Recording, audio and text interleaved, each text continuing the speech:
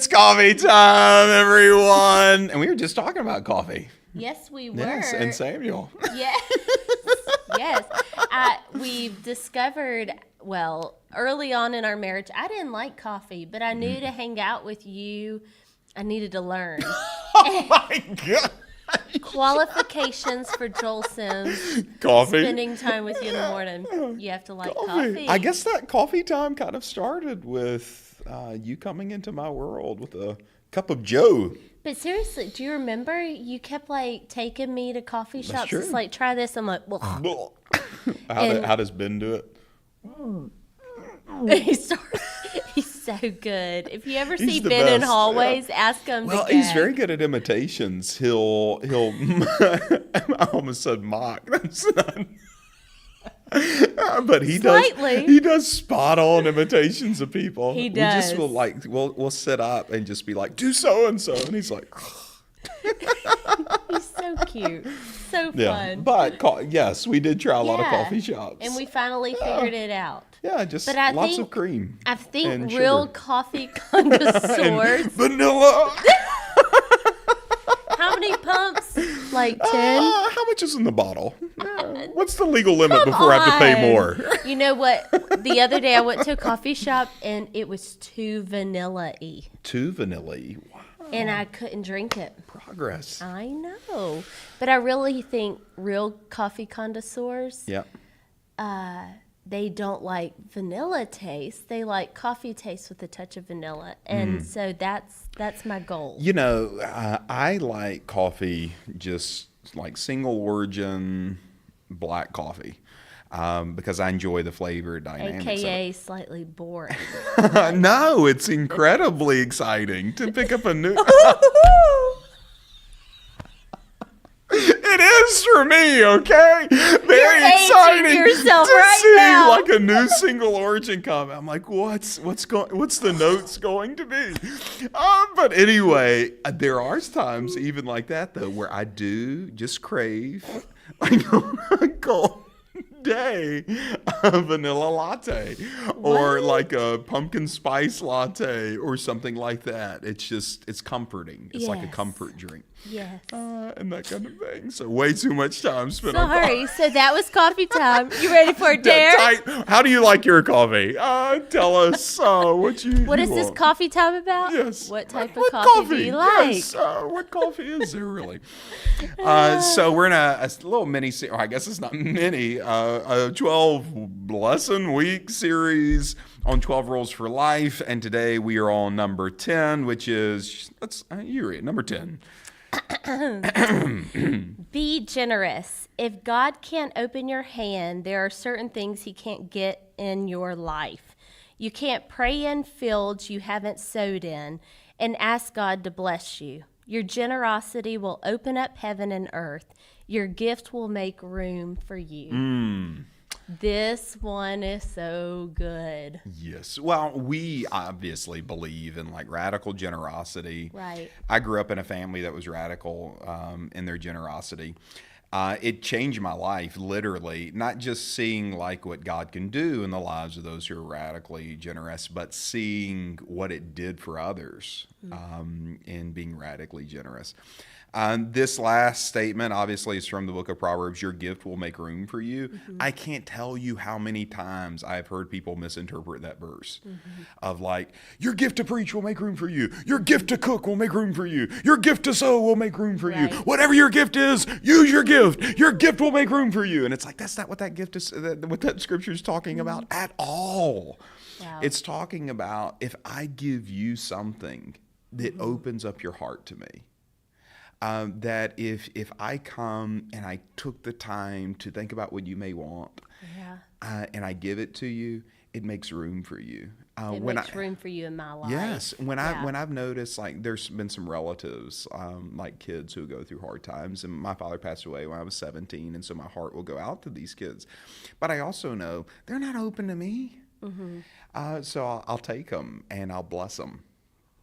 And before I try to give them any instruction, before I try to give them any advice, counsel, correction, it's like, hey, let's go have dinner. It's like after dinner, let's go to Target. We're like, where are we going to Target for? Anything you want. Like, you get to pick one item. That type of thing. And they're like, what? I'm like, have fun. And they'll go and they'll get it.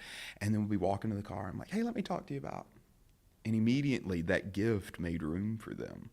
When we give, it makes room for us in life. When we give, it makes room for our wisdom. It makes room for our it makes room for God to move. Yeah. Like, giving is so powerful that the enemy will do anything he can do to make us selfish, to make us hoarders, to make us afraid to give, because giving opens up life.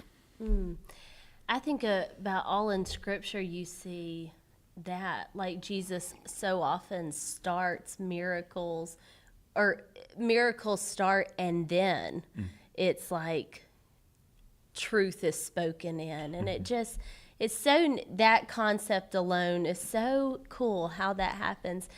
But we even do that with our kids. Like, we give them a gift of joy and laughter and intentionality, and it's in that moment that their hearts are open to us. Yep. You'll never shut someone off faster than not having that gift of love, or that sometimes it is a financial gift though, but sometimes it is just presence. Like, the gift, sacrificially to me, is so oftentimes such a gift to give others. Yeah, time. Yeah. And I grew up in a household where it's like, I'll give you a gift, and we called them happies because it's a gift given for no other reason than to make you happy. And so, like I said, I grew up in a culture of giving. And if there was any strength that I think we had as a family, like in my childhood family, it was that we were generous. And Scripture talks about the world of the generous gets larger and larger.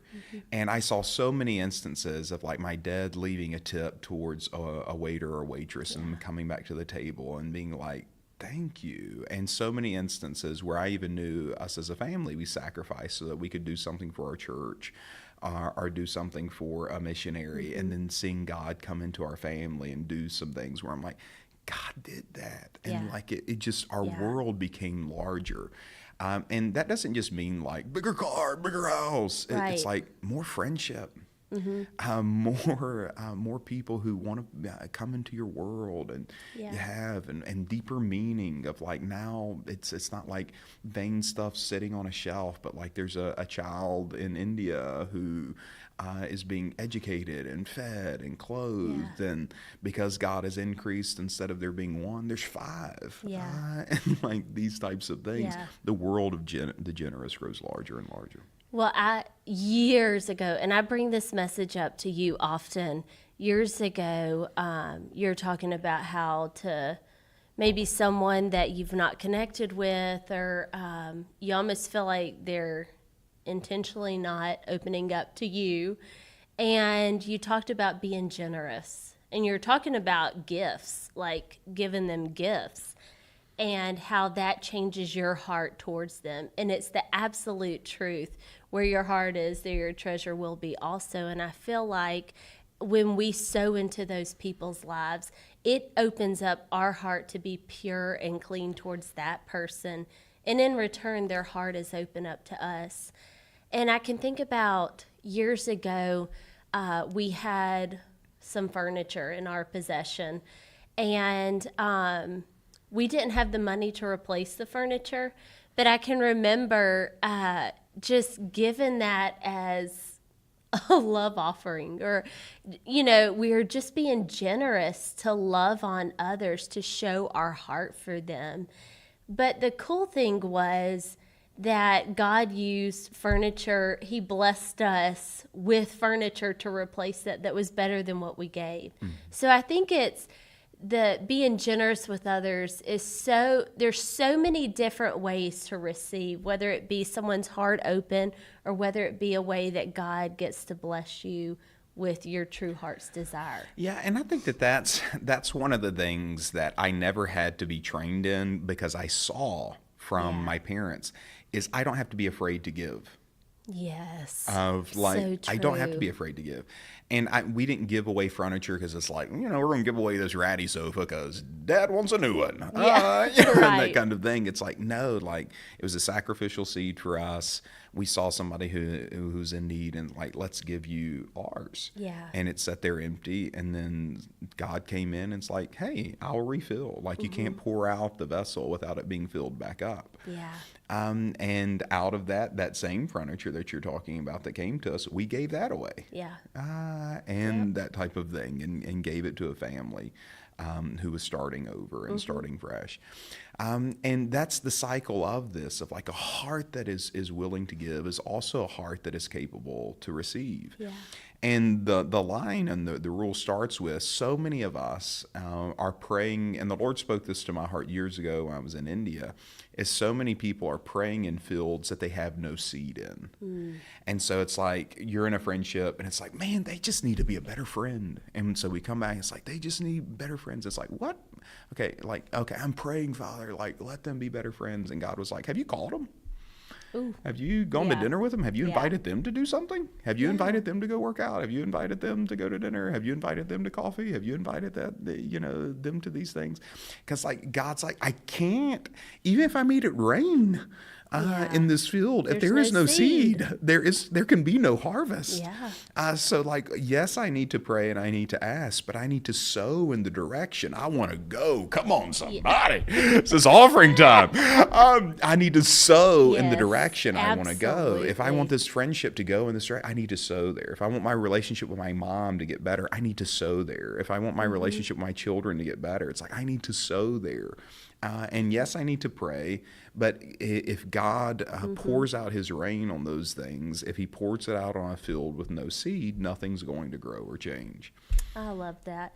And so often many times, most of the time, your harvest is directly related. So why are we not more intentional? And the one thing that I have seen, and I know we have to wrap this up pretty quickly, but We got 8 minutes. wow, And we can go okay. beyond that. Come on. You'll keep watching. To figure out Listening, how to like fingers coffee and crossed. stuff. But I can remember my sisters, you taking my family on vacation, and you as my witness, did people not give us vacation? Yes, it was wild. We had to turn them We had down. to turn vacations down, and it's like, wow, we need to be intentional. And we did not give people vacations because it's like, I want to go to Alaska, so I'll Yeah, take you to Gulf Shores. Right. It was just, Thing. Yeah. It's so funny how selfish we are, even in our giving. Yes. But out of that, it was like, okay, like we saw a different family in different seasons of need where they need vacation. yeah. And out of that, let's invite them on ours. Or, they need a home. Let's invite them into ours. Yes. They needed a car. Let's give them ours. And those types of things of coming into that and then seeing how God has richly provided, that he Yes. gives seed to the sower, Yes. multiply seed that is sown. And of course, all of these things, people hear it and they're like, okay, well, I'll just go give all this away. We're talking about in our lives the span of 17 years of marriage. Right. And so oftentimes we overestimate what can happen in a year, but completely underestimate what can happen in a decade. And so when you live a life of any of these rules with habit Yeah. force over the course of time, you'll look back in 17 years. I mean, when we started 17 years ago, you literally married me, and the only thing I had in my house, the only thing, was a bed and a desk. I'm like, that's all I needed. We didn't have a kitchen table, didn't have a television, Yeah. didn't have a sofa. We had a TV, but the screen was totally cracked. Someone had given it to you or something. They dropped it. Yeah, but we used it. But your sister had to come in and shame me for a kitchen table because we were Thank you, eating Tara. off of TV trays. trays. And our curtains were blankets that we had nailed, push pinned into the wall Sorry to about cover those holes. the windows. And Yeah. it's funny, people would look at our lives now and never see that. Right. But in that season of life, we were liberal givers. Yes, it's We the were truth. taking what we had, making people's lives better, Yeah. not for curtains and a sofa, Yeah. but because we just couldn't imagine doing anything else. And God came and answered our prayers because in so many of those areas where we were praying, there was seed sown in that area. Yeah. And I've just seen it of like, because I don't have to be afraid to give. The world of the generous gets larger and larger. Yeah. Give and it will come back to you. Good measure, pressed down, shaking together, shall men and women give unto your bosom. Yeah. Like when I tithe and I give offerings and I don't rob God or his kingdom, Yeah. like the windows of heaven are open. And you might not see that like in a month, but you live a lifestyle of that. You will come decades later and be like, thank God. Yeah. And had story after story and testimony Because after testimony. that's exactly what I was just about to say. We are supposed to have a testimony to share. And I think so often we think where we are with a home or where we are with a vacation or relationships, people often put that as a direct reflection of a paycheck or they must have inherited it. Well, maybe we did, but not through the way you thought. Yeah.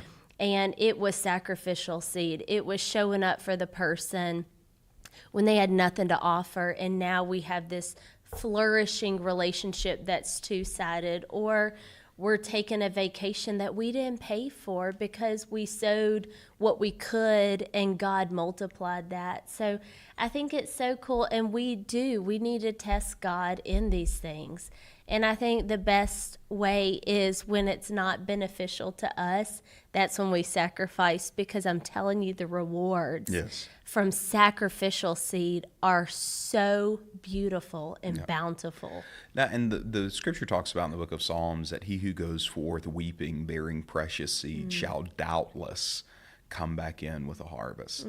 And out of that, I think like in our lives, there are times where we did sow precious seed, and it was involved of like a moment of like offering up an Isaac, if you will, unto the Lord, of something that was dear and precious to us. Like I look at even like my watch.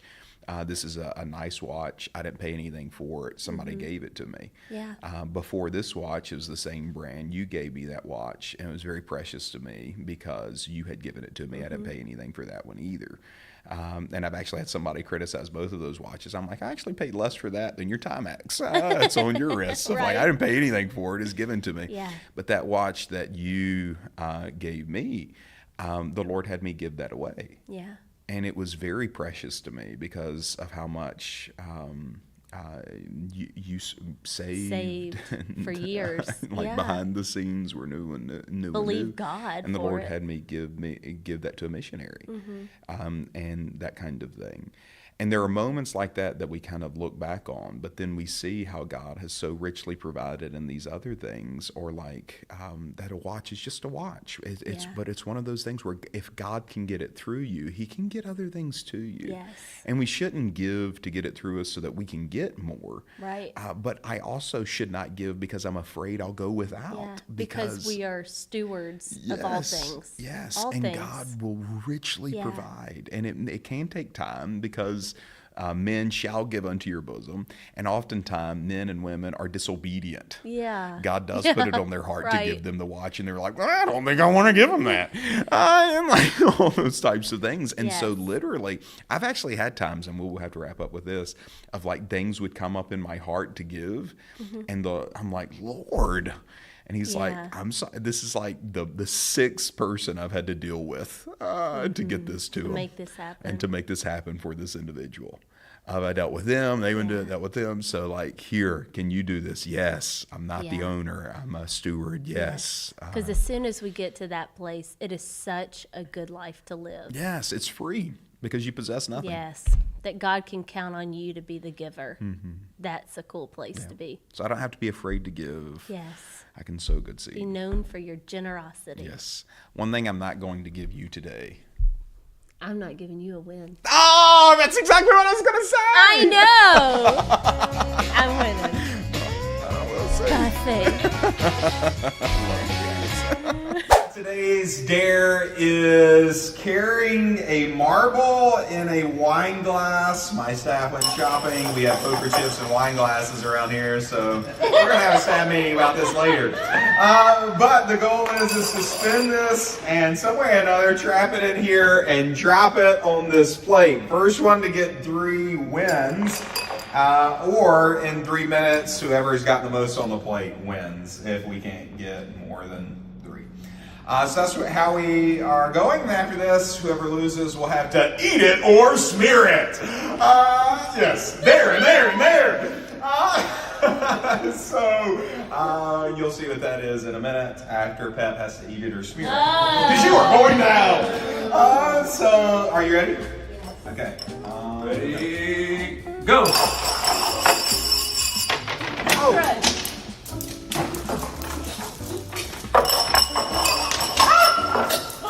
This is not going to go well. He's way down.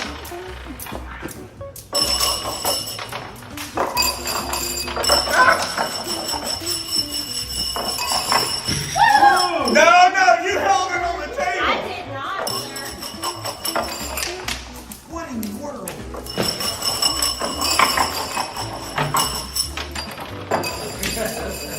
Ooh! 1-1.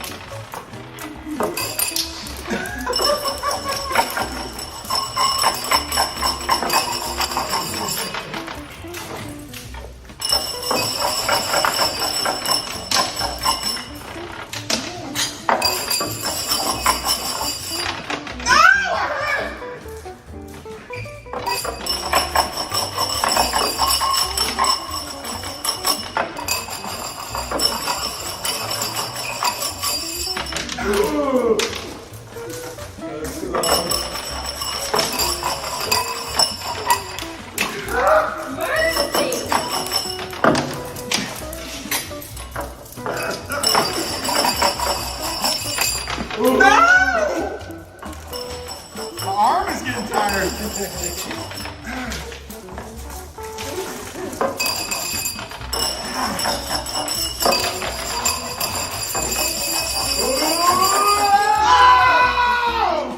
Get on your plate.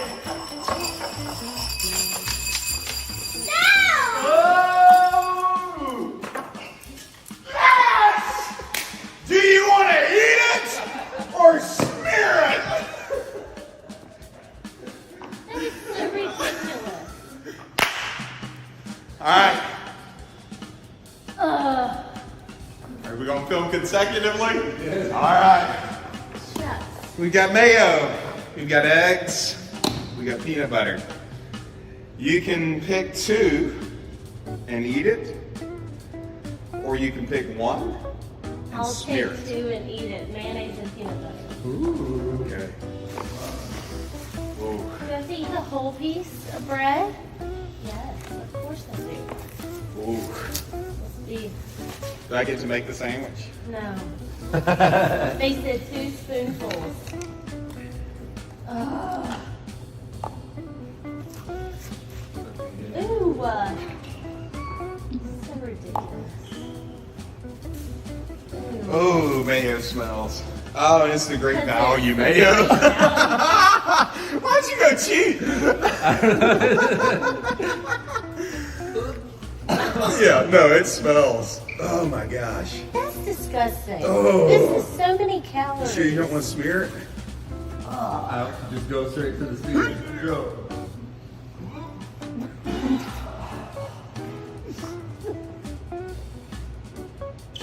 I know she's got some Bluebell back there. That Bluebell. Don't vomit. Don't vomit. Oh, don't do it. The whole thing. One more bite. In the center. I'm going big. Lord It's bless like her, keep her, gooey. protect her. Yeah.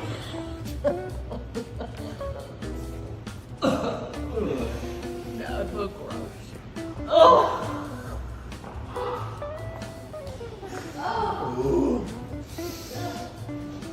Oh. All right, everyone. Join us next week for another edition of Eat It or Smear It. And we'll see how that works. Love you all so much. How was it? Disgusting. Disgusting. Yeah, look, it smelled disgusting, but you pulled it off like a chair.